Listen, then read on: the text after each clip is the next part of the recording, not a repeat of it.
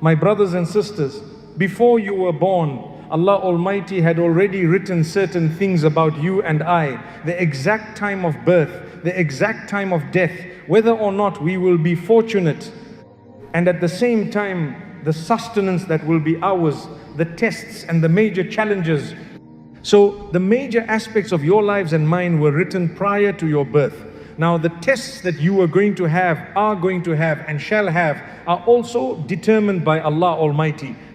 ما أصاب من مصيبة في الأرض ولا في أنفسكم إلا في كتاب من قبل أن نبرأها إن ذلك على الله يسير. Any calamity, difficulty, hardship or test that has come in your direction, or anything that is on earth of a similar nature, meaning difficulties, hardships, calamities, except that it has been written by Allah Almighty in a book from a long time back. So it is written by Allah, predestined. You need to know your tests. You will go through them. You have to go through them one by one. It is impossible for anyone on earth to have it completely smooth sailing. Some people have an easier life than others, but they have a different type of problem. You have someone who doesn't have wealth at all, but he has good health. You have someone who has good health, for example, but maybe they don't have children. Or you might have someone who has children, but they are not good, and they are a source of stress and sadness. Sometimes you have a person who is relatively healthy and wealthy, for example, but they suffer because of an earthquake or a loss in business, something they didn't imagine. All this was planned and predestined by Allah. It's up to you to realize you cannot have it smooth sailing. There is not a soul on earth who has everything, because you came onto this earth in order to be tested. Your examination paper was already written by Allah before you were born. So what do? Well, what you do is you have to look at the examination question. You can't skip it because you might fail. You don't know what the next questions are going to be. You have to ask yourself, how did my teacher teach me to go through this question? What answer should I put here? What should I do? Who is your teacher? Nabi Muhammad sallallahu alayhi wasallam. Where did he get the answers from? Allah subhanahu wa ta'ala. So anything that happens in your life, ask yourself, how did Allah teach me to go through this, and follow it? Subhanallah. Follow it, because that is success. You follow what Allah says.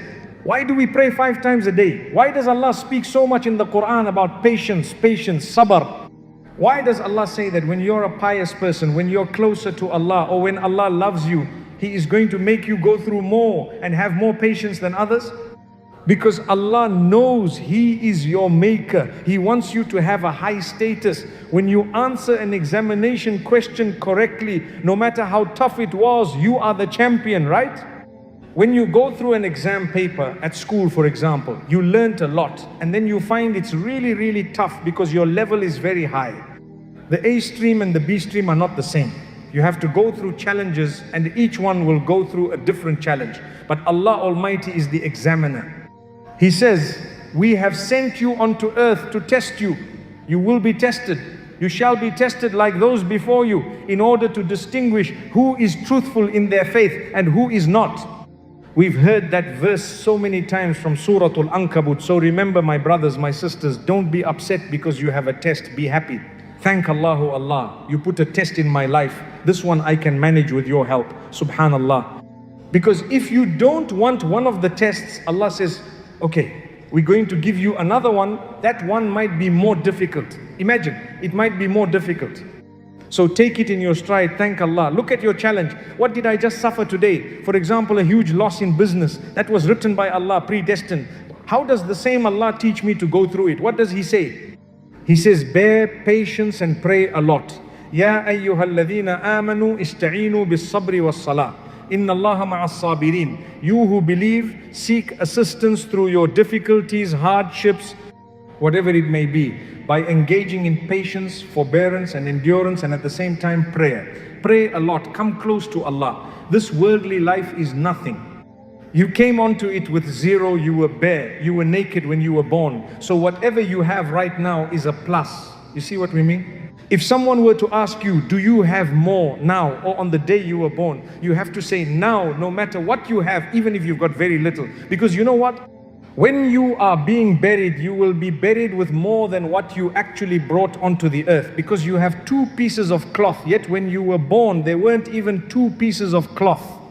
So it's Allah's plan to show you, man, you came onto the earth, we provided for you, didn't we? We may not have given you the luxuries you wanted because it was part of our test.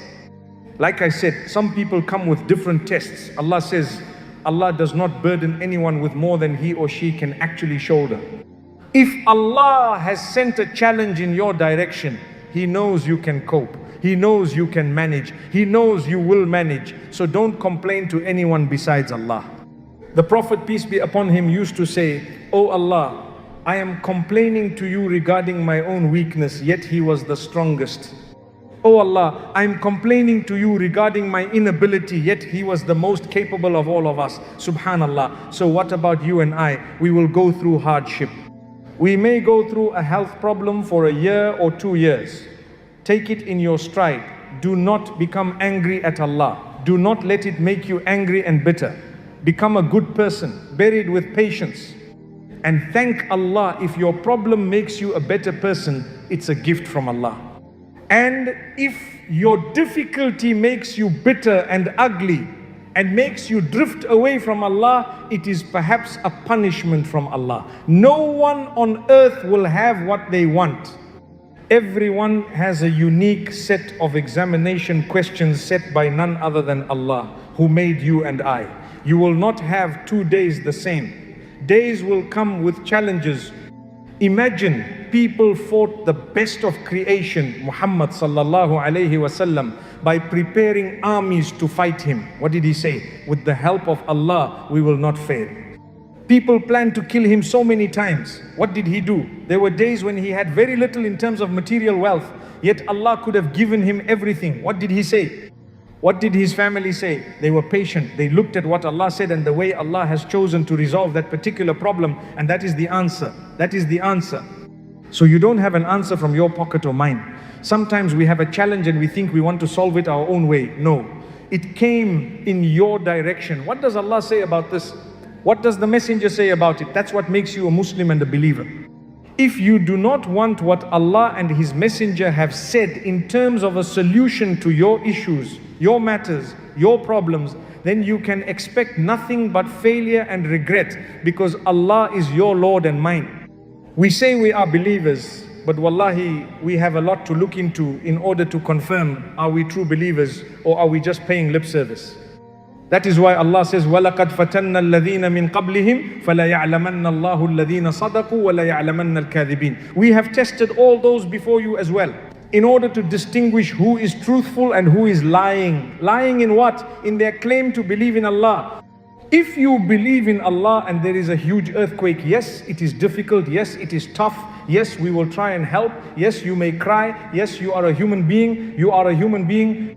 You may find it extremely difficult, but I promise you, with the help of Allah, you will survive.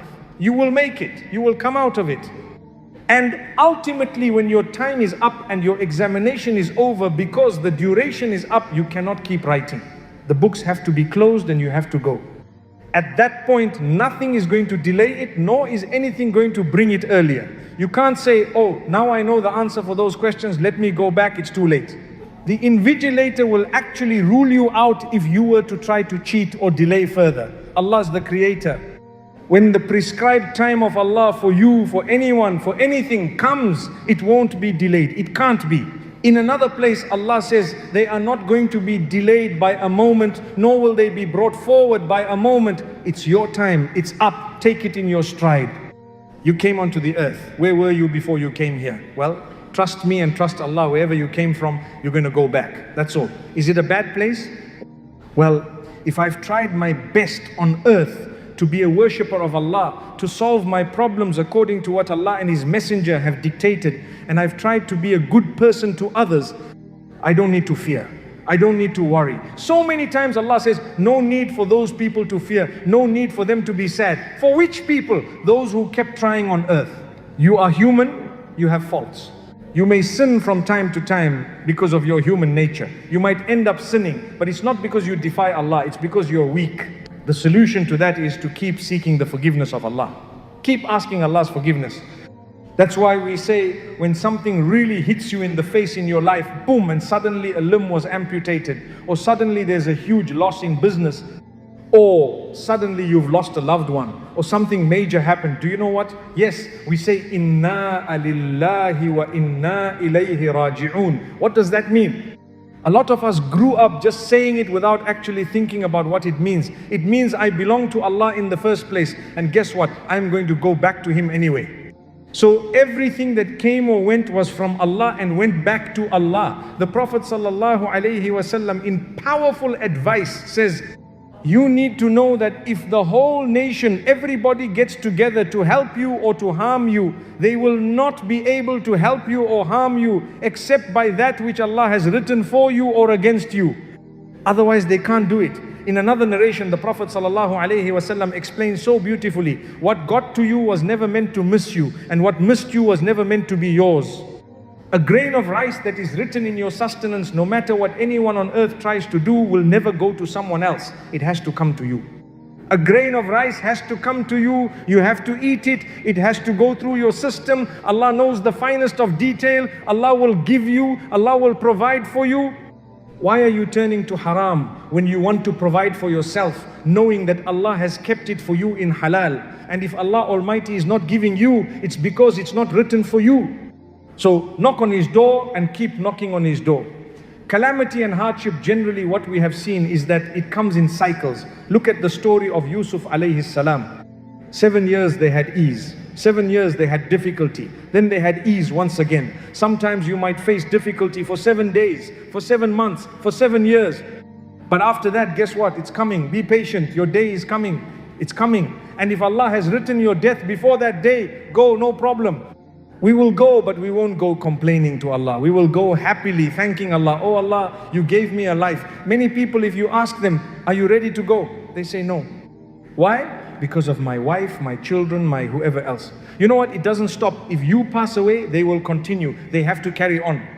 There is no way that they cannot carry on. It's the plan of Allah Almighty. Imagine, my brothers, my sisters, if each one of us were given our own date of death to choose. I think most of us wouldn't want to die before 100.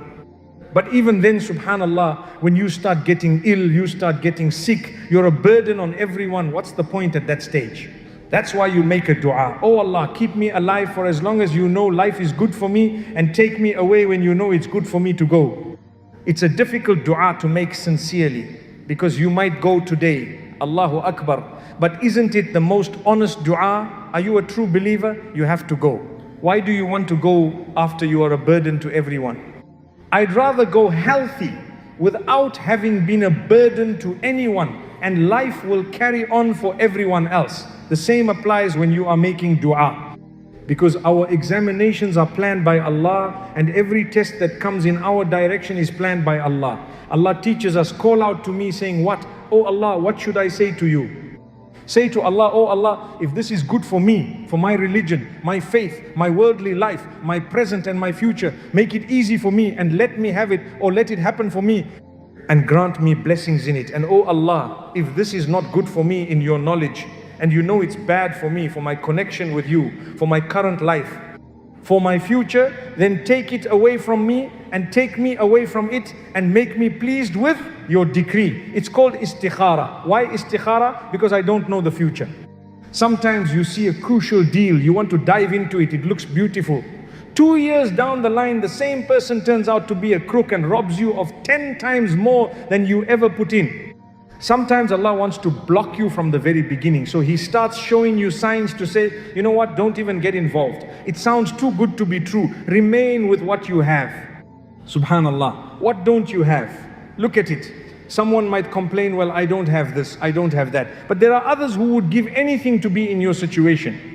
They would love to be living your life, and you are complaining. Subhanallah, Rabbil Alameen. The whole aim of today's talk was to remind you and I that tests come from Allah. You can manage, but only with the help of Allah. On your own, you cannot do it. If you remove Allah from the equation, and you don't want to pray, and you don't want to bear patience, you won't succeed. Allah says you cannot have profit every day. You have to have a loss. You have to have some element of fear. Anxiety has to come in your life. There's no chance that anyone is not going to have anxiety. You don't know the future. That itself creates a level of anxiety. But faith will keep you going with calmness. What's going to happen tomorrow? There might be a massive announcement about something, some big deal. Let's wait for it. We'll see when it comes. We'll cross the bridge when we get there. We'll do it together, mashallah. Right. But we start getting worried. You know this, you know that. I remember there was a time when a brother said, you know, if you have to travel to another country, you have to quarantine for 14 days. I said, well, then don't travel. The millions who aren't traveling, but I need to go. Well, if you need to go, then quarantine. So what's the big deal? No, but hang on, you're getting upset simply because you haven't acknowledged that that's the reality on the ground. It will change. They cannot continue forever and ever. And guess what? A time came when they changed it. In fact, at one stage, they didn't even implement something because they knew this was not going to be easy to do. But that's just one example. Those things happen in our lives every day. Fear factor, people threaten you, people do this and that. You might have a challenge in your life, no problem. Are you close to Allah? Yes. Have you hurt and harmed someone? That's a big question. Normally, when you suffer, the first question you should ask yourself is, have I made someone else suffer? The answer might be yes. Well, then I need to make amends. That's a fact. People might not tell you this, but I promise you, if something came crashing at your door and you really feel this is a huge loss, you know what? Ask yourself, have I been a kind soul to everyone? Is there anyone I've really been nasty to or whose life I've made difficult? Well, if it's yes, come now. It shall be done unto you as you have done unto others. So it comes around. May Allah subhanahu wa ta'ala make it easy for us. However, generally, the calamities, the difficulties, the hardships that we have, my beloved brothers, my sisters, these are planned for you and I by Allah. Some people may not have children. May Allah bless you with children. In the interim, thank Allah, you have so many other things. If I were to ask you what you don't have, there's a list of just a few things. The rest you have. Do you realize this? But what does man do? He complains about the 3 things he doesn't have and he doesn't want those tests. So Allah says, all right, we take away those things. Let's give you what you want, but we're going to test you at something even bigger, loss of limbs. So now you're not going to have any limbs, but then that's even bigger. Well, then why didn't you thank us for the test we put in your life? And when you are thankful, Allah says, when you're thankful, we will give you increase in goodness. You should have just thanked us and continued. Oh Allah, thank you for this challenge. Imagine the household of the Prophet ﷺ going on for a few months with no food and drink as such, besides water and dates. Complaint? No complaint. Anyone knew? No one knew. Subhanallah. And who was he? No comparison, nothing to compare him with the best of creation. He went through challenges. You and I are bound to go through a lot in life. You will face a lot. Life is not just supposed to be an easy little thing. No, it ends with death, which we look at as the end of goodness. Yet as a believer, it's the beginning of the goodness. Someone says, what's the worst thing that could happen? Well, he could die, I could die, this one could die. Death, the worst thing that could happen. The hadith says, Al-mawtu tufatul mu'min, the gift of a true believer, if you die, is that we give you all the prizes we've kept for you. Come on. Subhanallah. May Allah make it easy for all of us. May Allah grant us goodness. He knows what's better for us. May Allah make it easy for every one of us. May Allah make it easy. My brothers, my sisters, your calamities, your hardships, your difficulties, go and check what Allah says. How should you deal with it? And deal with it that way. Turn to patience. Turn to prayer. Don't act irrationally. May Allah Almighty forgive all of us. Seek the forgiveness of Allah and Allah will open doors. Come closer, come closer. Ultimately, we have to return to the one who made us. And on that day, when He says to us, you have passed, wallahi, we will be the happiest and most grateful of people. May Allah grant that to us. The Prophetic Path, all rights reserved. Copyright note. This video features unique editing, subtitles, and creative production by The Prophetic Path. While the original audio belongs to the respective speakers, the final edited version is our intellectual property. Reuse warning. Unauthorized re-uploading, downloading, or redistributing this video on any platform, YouTube, Facebook, etc., is strictly prohibited and may lead to a copyright strike. We encourage you to share the original video link to spread the message of Islam. Final message. Our content is designed for dawah and education under fair use guidelines. Let us respect the effort of creators and the wisdom of our scholars. If you enjoyed this reminder, Please subscribe and share the original link. Re-uploading our edited content is not permitted.